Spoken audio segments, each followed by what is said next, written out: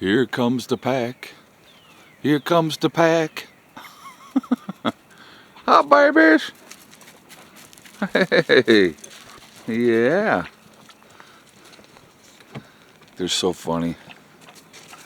They're getting so freaking big. Good puppies. Very good puppies. And a good mama. All right. Good morning. Good morning. It's chilly right now still. We're only at like 37 degrees at the moment. But we're going up to 67 today. When I think yesterday we had a high of 38. So bizarre stuff. You just never know what's going to happen. So, but that's where we are at the moment. And but gorgeous weather. I'm sure the batteries are kicking. In here, we can go in and check here out of curiosity. We'll go in and take a look.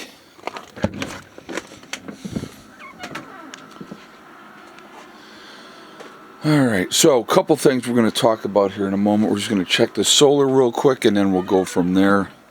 But it should be cranking. Again, the sun is out, no clouds in the sky. It's going to be a beautiful sunny day. So that'll be really, really nice. And we'll check here in a moment. Alright, so it's early. So we're at 58% and charging. So I think we only peaked out yesterday. Come on, babies. Everybody out.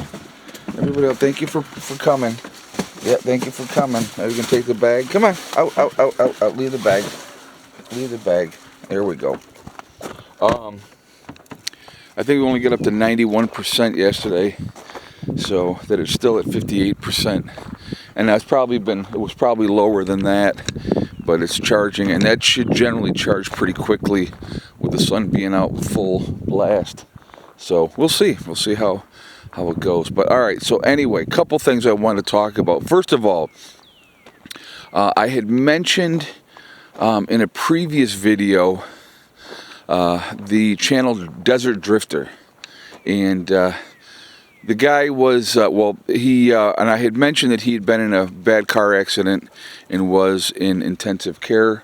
Unfortunately, it was a severe brain injury that he had, and his family made the difficult decision after about a month of disconnecting life support, and he did pass away. They said he was not going to be able to come back. He was basically brain dead. So his family made the tough decision to disconnect him, and he's passed away, and he was 36 years old. And when I see that, guys, first of all, I want to say about the guy, I thought he was an amazing person. He would try to educate people. He would go to these ancient sites, all through Arizona and stuff like that, and show people, how the ancients lived. He was always talking about the ancients and respecting history and not taking, the pottery shards and all that type of stuff. Because people like to pick up souvenirs and do all that type of thing. And he was really an advocate for leaving things as you found it. And unfortunately, like I said, he has passed away. And it really just goes to show you how fragile life is and how things can change in the blink of an eye. 1 minute you're perfectly healthy and you're fine, and the guy was in fantastic shape. He was a guide, and he like an archaeologist type of thing, going there out into the desert, and just had a love and a passion for it, and he loved to share it and he loved to teach. And I always thought that was amazing. Just a genuine human being, and you could just tell from his videos that he was just a decent person. And but like I said, things can change in the blink of an eye, and we just never know. It's just, very sad to let everybody know. If you get a chance, go check out his channel. Watch some of his videos. I mean, he's got quite a few videos up there. And I really liked his channel. a lot. And so whenever he would post, I would watch his content, and I really did enjoy it, and with everything that he was doing. So again, very, very sad to see that he's passed. But it's unfortunately part of that cycle of life. Not everybody is gonna live a long life. There's a lot of people every day that die young, and that's just, like I said, it's all part of the process that we all are dealing with. We all end the same way, though. At the end, it all ends the same way for all of us. So anyway, guys, what was I going to say? Oh, I wanted to talk about the. So I would like somebody to explain to me, okay? Really, I would like somebody to explain this to me. So you have a judge that I believe he was in New York, okay, appointed by Obama during his term. And so they were deporting illegal alien criminals. The criminals, that's what they're getting rid of, okay? These gang members back to San Salvador, or El Salvador, I'm sorry. They were sending them back to El Salvador. And this judge, in his infinite wisdom, while they're mid-flight, says, nope, you have to bring them back. You can't deport them, right? And it's like, really? So first of all, what kind of moron is this judge to, other than he's, one of those liberal lunatics, that wants to keep the criminals in this country so they can destroy it. I don't know. I would like somebody to explain it to me. But these are people that are in the country illegally, number one. So right now, right off the bat, they're breaking the law. Number two, they were gang members, violent gang members, and so they were being deported back to El Salvador. I believe it's El Salvador. Was it El Salvador? I don't. If I'm wrong, guys, just correct me in the comments. I can't remember. Or was it Colombia? I can't remember where they were being deported. They were being deported back to their home country. It might have been Colombia.